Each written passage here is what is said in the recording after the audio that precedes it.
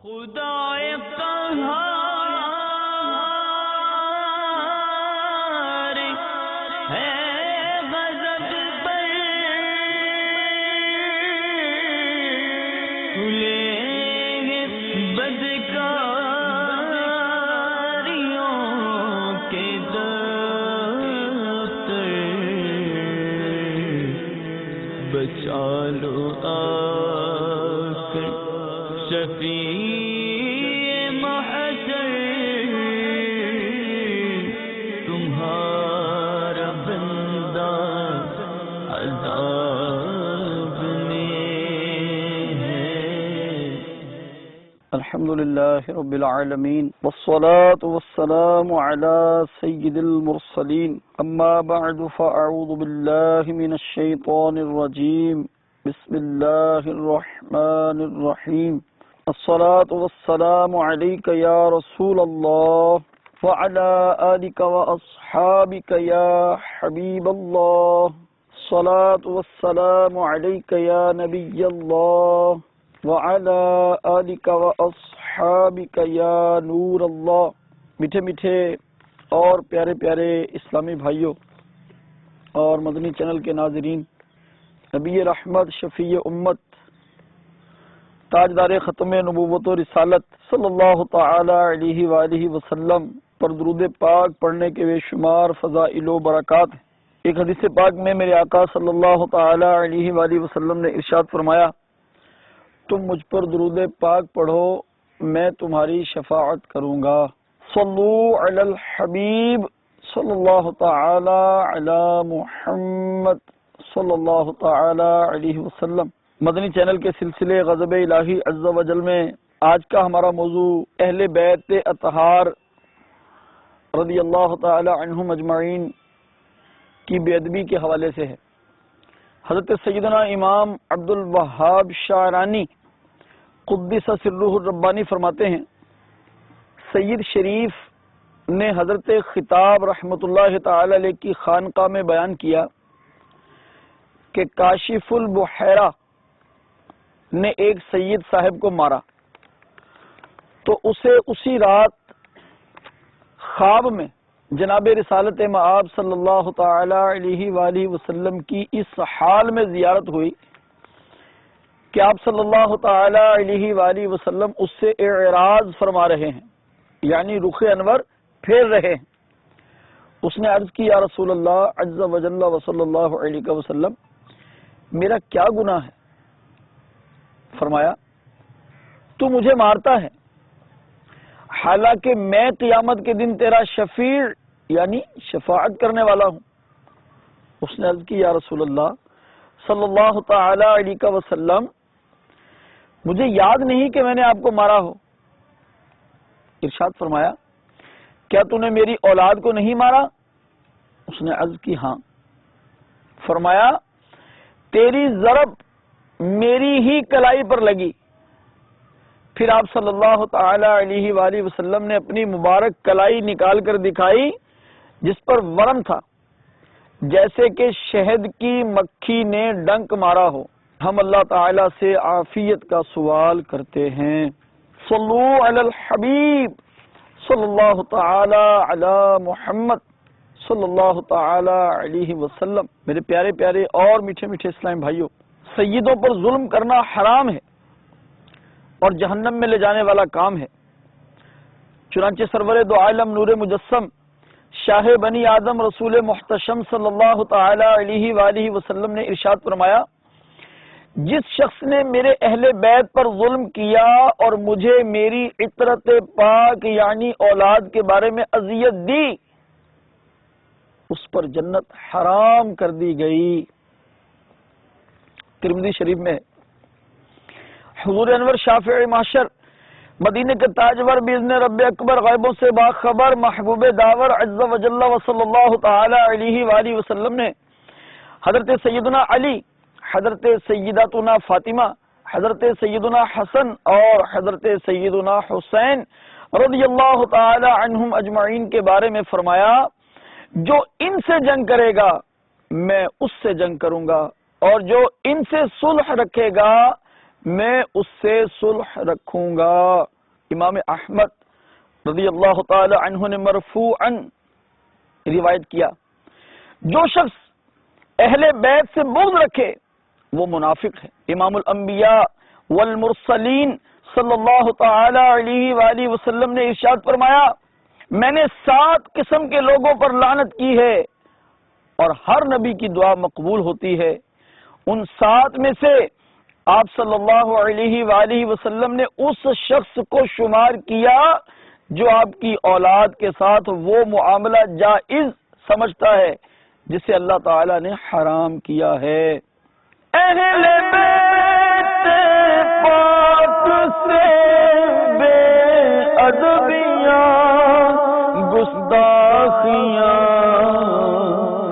لعنت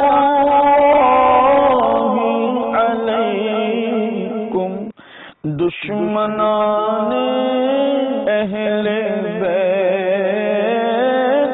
لعنت اللہ علیکم، دشمنان اہل بیت۔ صلو علی الحبیب صلی اللہ تعالی علی محمد صلی اللہ تعالی علیہ وسلم۔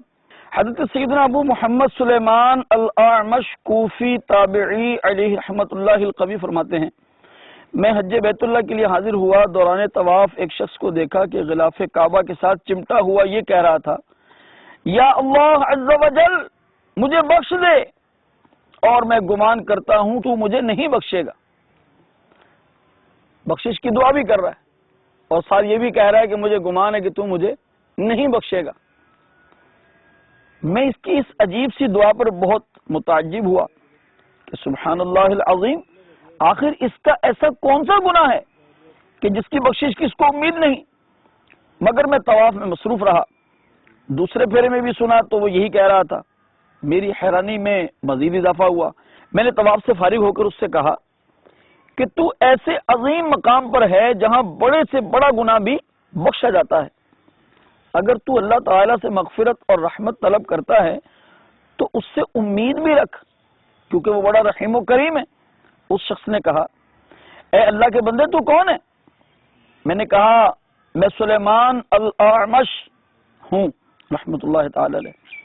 اس نے میرا ہاتھ پکڑا اور مجھے ایک طرف لے گیا اور کہنے لگا، میرا گناہ بہت بڑا ہے۔ میں نے کہا، تیرا گناہ پہاڑوں، آسمانوں، زمینوں اور عرش سے بھی بڑا ہے؟ کہنے لگا، ہاں میرا گناہ بہت زیادہ بڑا ہے۔ افسوس اے سلیمان، میں ان 70 بدنصیب آدمیوں میں سے ہوں جو حضرت سیدنا امام علی مقام امام حسین رضی اللہ تعالی عنہ کے سر انور کو یزید پلید کے پاس لائے تھے۔ یزید پلید نے اس مبارک سر کو شہر کے باہر لٹکانے کا حکم دیا، پھر اس کے حکم سے اتارا گیا اور سونے کے تشت میں رکھ کر اس کے سونے کے کمرے میں رکھا گیا۔ آدھی رات کے وقت یزید پلید کی زوجہ کی آنکھ کھلی تو اس نے دیکھا کہ امام علی مقام رضی اللہ تعالی عنہ کے سر انور سے لے کر آسمان تک ایک نورانی شعاع جگمگا رہی ہے۔ یہ دیکھ کر وہ سخت خوف زدہ ہوئی اور اس نے یزید پلید کو جگایا اور کہا، اٹھ کر دیکھو، میں ایک عجیب و غریب منظر دیکھ رہی ہوں۔ یزید نے بھی اس روشنی کو دیکھا اور خاموش رہنے کے لیے کہا۔ جب صبح ہوئی تو اس نے سر مبارک نکلوا کر دیبائے سبز یعنی ایک عمدہ قسم کے سبز کپڑے کے خیمے میں رکھوا دیا اور اس کی نگرانی کے لیے 70 آدمی مقرر کر دیے۔ میں بھی ان میں شامل تھا۔ پھر ہمیں حکم ہوا، جاؤ کھانا کھا آؤ۔ جب سورج غروب ہو گیا اور کافی رات گزر گئی تو ہم سو گئے۔ یکا یک میری آنکھ کھل گئی، کیا دیکھتا ہوں آسمان پر ایک بڑا بادل چھایا ہوا ہے اور اس میں سے گڑ گڑاہٹ اور پروں کی پھڑ پھڑاہٹ کی سی آواز آ رہی ہے۔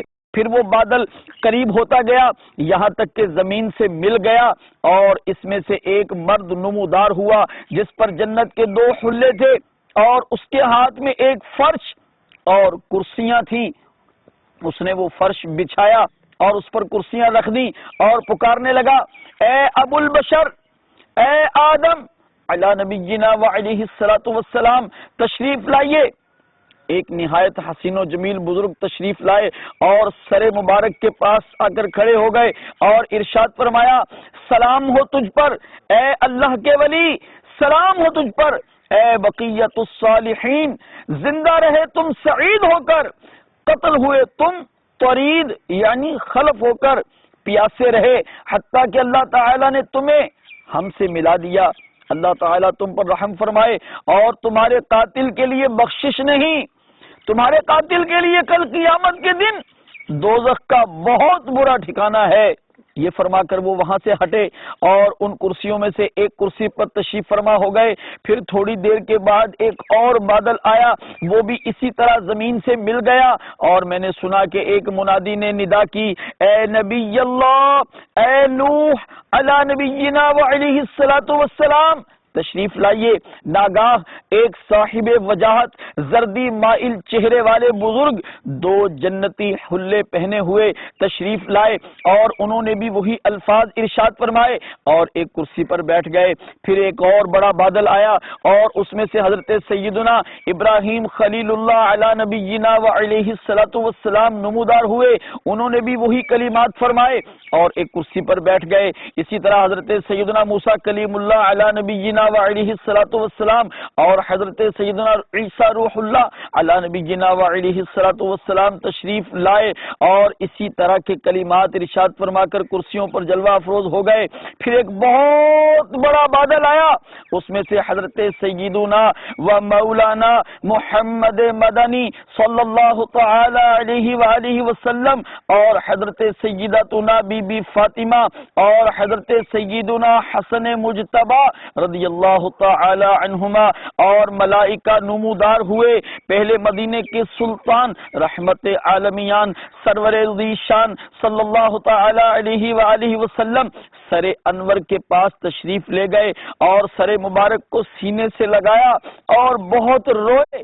پھر حضرت سیدتنا بی بی فاطمہ الزہرا رضی اللہ تعالی عنہا کو وہ سر دیا، انہوں نے بھی سینے سے لگایا اور بہت روئیں۔ پھر حضرت سیدنا آدم صفی اللہ علی نبینا وعلیہ الصلوۃ والسلام نے نبی رحمت، شفیع امت، شہنشاہ نبوت، تاجدار ختم نبوت و رسالت صلی اللہ تعالی علیہ وسلم کے پاس آ کر یوں تعزیت کی، سلام ہو پاکیزہ فطرت و خسرت والے پاک فرزند پر، اللہ تعالیٰ آپ کو بہت زیادہ ثواب عطا فرمائے گا اور آپ کے شہزادہ گرامی حسین رضی اللہ تعالی عنہ کو اس کے امتحان میں احسن یعنی بہترین صبر دے۔ اسی طرح حضرت سیدنا نوح نجی اللہ علی نبینا وعلیہ الصلوۃ والسلام، حضرت سیدنا ابراہیم خلیل اللہ، حضرت سیدنا موسیٰ کلیم اللہ، حضرت سیدنا عیسیٰ روح اللہ علی نبینا وعلیہم الصلوۃ والسلام نے بھی تعزیت فرمائی۔ پھر سرکار والا تبار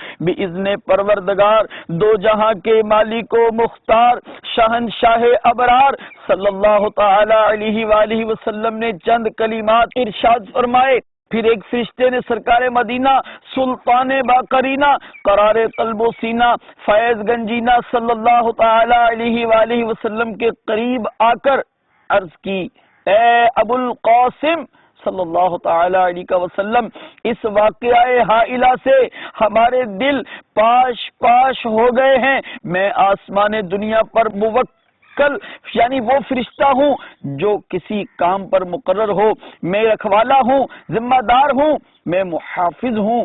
آقا اللہ تعالیٰ نے مجھے آپ صلی اللہ تعالی علیہ وآلہ وسلم کی اطاعت کا حکم دیا ہے، اگر آپ صلی اللہ تعالی علیہ وآلہ وسلم مجھے حکم فرمائیں تو میں ان لوگوں پر آسمان ڈھا دوں، ان کو تباہ و برباد کر دوں۔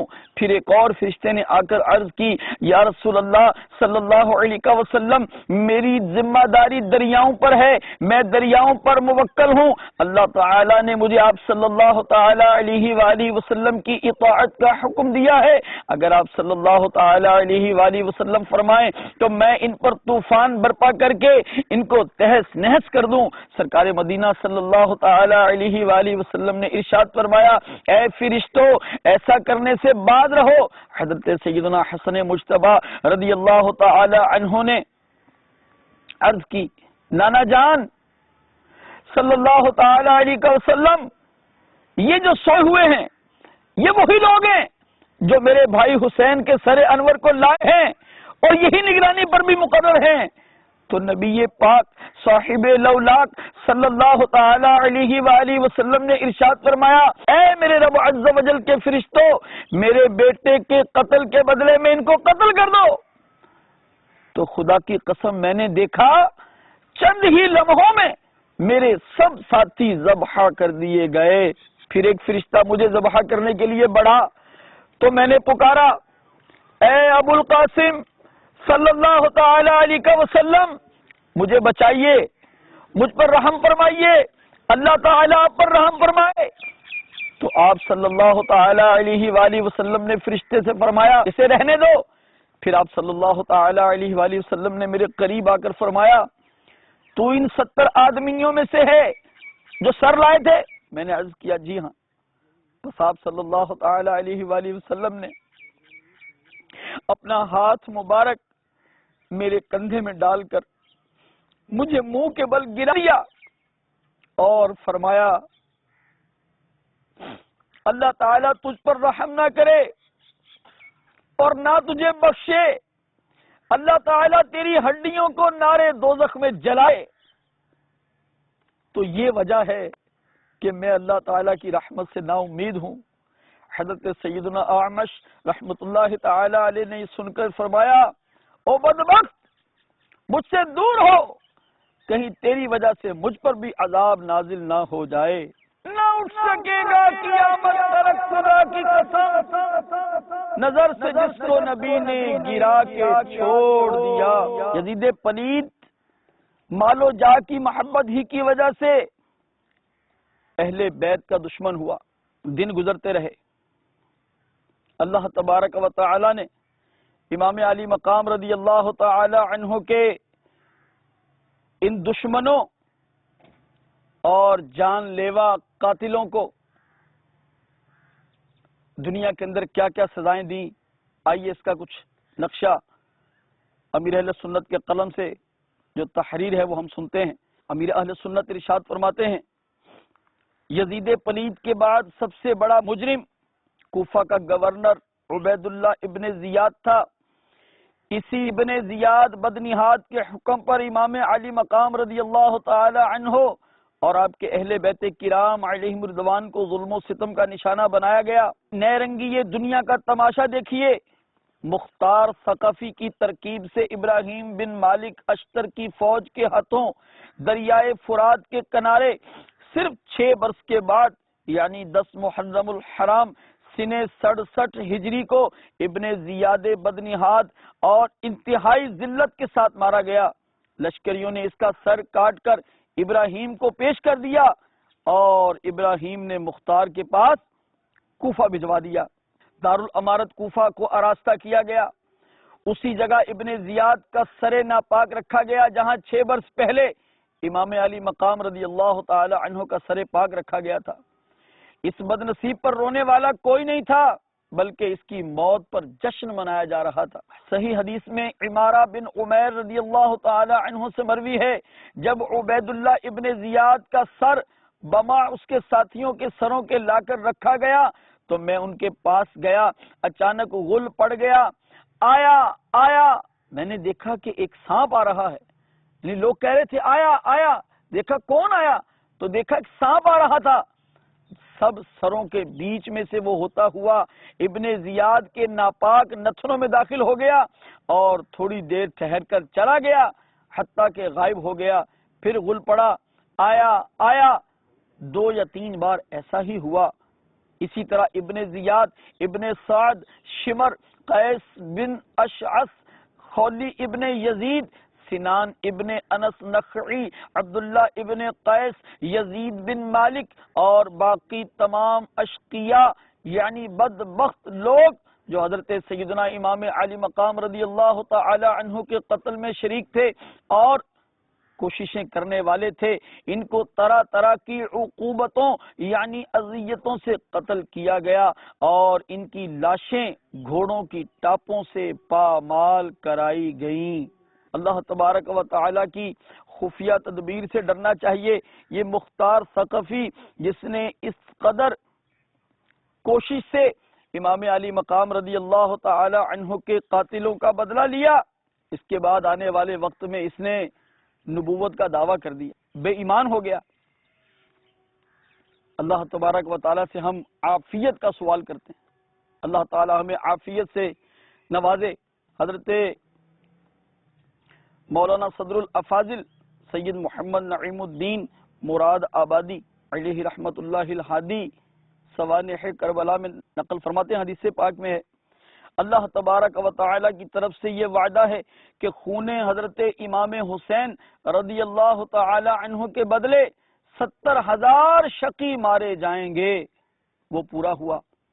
دنیا کے پرستاروں، سیاہ باطن مغروروں نے کیا کیا امیدیں باندھ رکھی تھی، ان کو کیا پتا تھا کہ ہمارے ساتھ کیا ہونے والا ہے؟ ان کو یہ کیا خبر تھی کہ وہی دریائے فرات کا کنارہ ہوگا اور ہماری لاشیں ہوں گی؟ ان کو یہ کیا خبر تھی کہ طرح طرح کے عذابوں سے ہمیں ہلاک کیا جائے گا؟ وہی عاشورہ کا دن ہوگا، وہی ظالموں کی قوم ہوگی اور مختار کے گھوڑے انہیں رونتے ہوں گے۔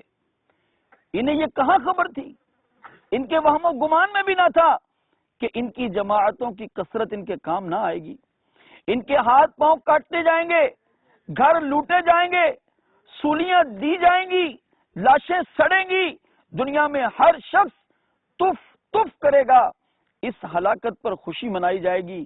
معرکہ جنگ میں اگرچہ ان کی تعداد ہزاروں کی ہوگی، مگر وہ دل چھوڑ کر ہجڑوں کی طرح بھاگیں گے اور چوہوں اور کتوں کی طرح انہیں جان بچانی مشکل ہو جائے گی۔ انہیں کیا خبر تھی کہ آج بھوکے پیاسے اہل بیت پر ظلم کر رہے ہیں اور آنے والی کل ہم جہاں پائیں جائیں گے وہیں مار دیے جائیں گے۔ ان ظالموں نے دنیا کے بدلے آخرت کا سودا کر لیا، دنیا کما لی، آخرت چھوڑ دی، اور وہ دنیا بھی ان کے ہاتھ نہ آئی۔ لیکن انہیں کیا خبر تھی کہ دنیا میں قیامت تک ان پر نفرت و ملامت کی جائے گی۔ حضرت صدر الافاضل مولانا نعیم الدین مراد آبادی رحمۃ اللہ تعالی علیہ اپنے کلام میں لکھتے ہیں، اے ابن سعد، رے کی حکومت کو کیا ملی؟ ظلم و جفا کی جلد ہی تجھ کو سزا ملی۔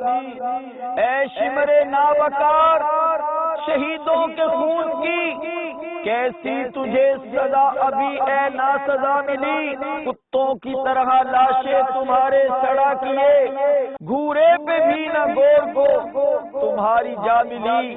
رسوائے خلق ہو گئے، برباد ہو گئے، مردودو تم کو ذلت ہر دو سرا ملی۔ تم نے اجاڑا حضرت زہرا کا بوستان، تم خود اجڑ گئے، تمہیں یہ بد دعا ملی۔ آخر دکھایا رنگ شہیدوں کے خون سے، سر کٹ گئے، امانت میں ایک ذرا ملی۔ پائی ہے کیا نعیم انہوں نے ابھی سزا، ابھی دنیا میں کیا سزا پائی؟ کچھ بھی نہیں، ابھی تو آخرت میں پتہ چلے گا۔ پائی ہے کیا نعیم انہوں نے ابھی سزا، دیکھیں گے وہ جحیم میں جس دم سزا ملی۔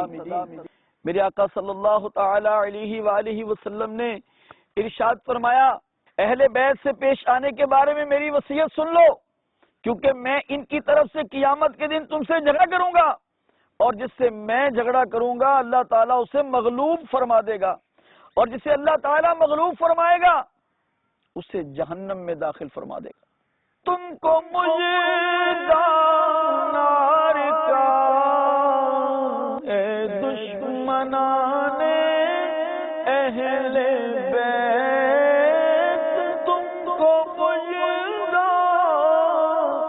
نار کا اے دشمنان اہل بیت۔ صلو علی الحبیب صلی اللہ تعالی علی محمد۔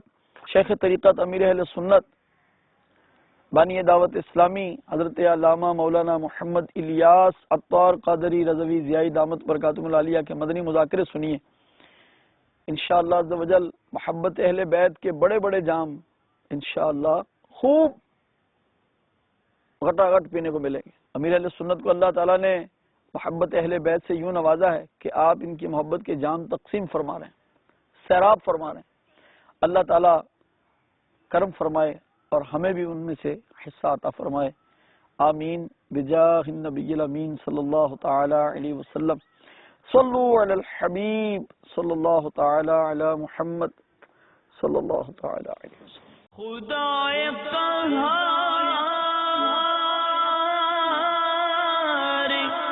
ہے غضب پر، کھلے ہیں بدکاریوں کے دفتر، بچا لو